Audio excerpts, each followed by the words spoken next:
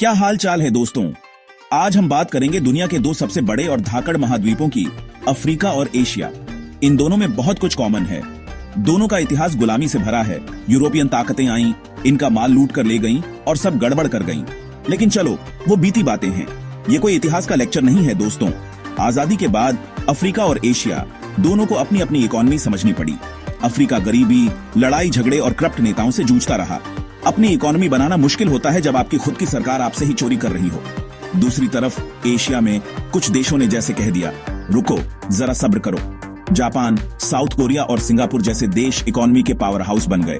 उन्होंने कारखाने बनाए, नए नए गैजेट्स बनाए और बहुत अमीर हो गए। लेकिन रुको, एशिया में सब कुछ इतना अच्छा भी नहीं है। कई देश अभी भी गरीबी और असमानता से जूझ रहे हैं। और प्रदूषण के बारे में तो मत ही भूलो। उन कारखानों की एक कीमत चुकानी पड़ती है मेरे दोस्तों। अब बात करते हैं उन चीजों की जो ये महाद्वीप बनाने में माहिर हैं। वीडियो में आगे बढ़ने से पहले लाइक जरूर करें। तो अफ्रीका अपनी विशाल जमीन और धूप के साथ खेती बाड़ी में आगे है। वे आपके चॉकलेट के लिए कोको बीन्स से लेकर सुबह आपको जगाने वाली कॉफी तक सब कुछ उगाते हैं। लेकिन यहाँ एक पेंच है। अफ्रीका ज्यादातर कच्चा माल ही एक्सपोर्ट करता है।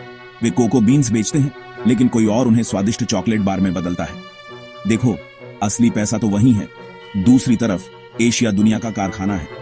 वे कपड़ों से लेकर कारों तक और उन फैंसी स्मार्टफोन्स तक जो हमें सबको बहुत पसंद है, सब कुछ बनाते हैं। उन्होंने मैन्युफैक्चरिंग की कला में महारत हासिल कर ली है। लेकिन रुको, दोनों महाद्वीपों को एक जैसी समस्याओं का सामना करना पड़ता है। उन्हें बेहतर सड़कों, ज्यादा स्कूलों और ऐसे अस्पतालों की जरूरत है जो असल में काम करते हो।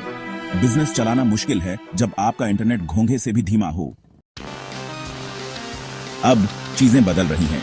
अफ्रीका को अब समझ आ रहा है कि उन्हें सिर्फ खेती से ज्यादा कुछ करने की जरूरत है। वे टेक्नोलॉजी में निवेश कर रहे हैं, कारखाने बना रहे हैं और अपने संसाधनों से ज्यादा मुनाफा कमाने की कोशिश कर रहे हैं। और जानते हो क्या, अफ्रीका के पास एक ऐसी चीज है जो एशिया के पास खत्म हो रही है, युवा लोग। 2050 तक दुनिया में सबसे ज्यादा काम करने वाले लोग अफ्रीका में होंगे। यानी बहुत सारे लोग काम करने के लिए तैयार हैं।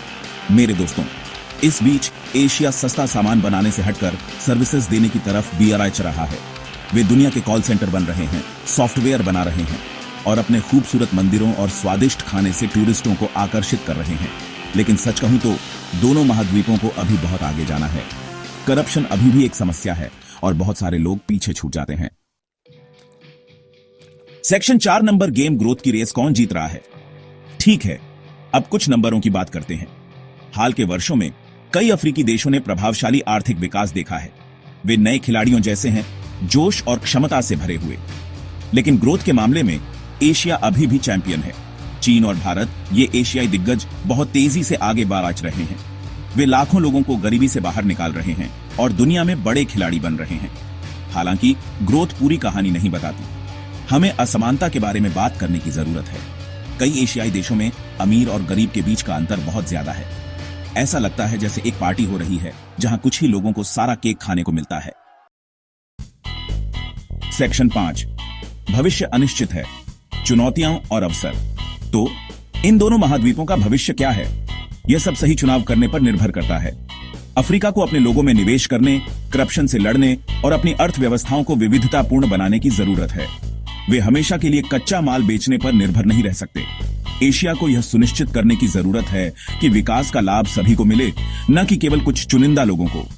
उन्हें प्रदूषण से निपटने, काम करने की स्थिति में सुधार करने और शिक्षा में निवेश करने की जरूरत है।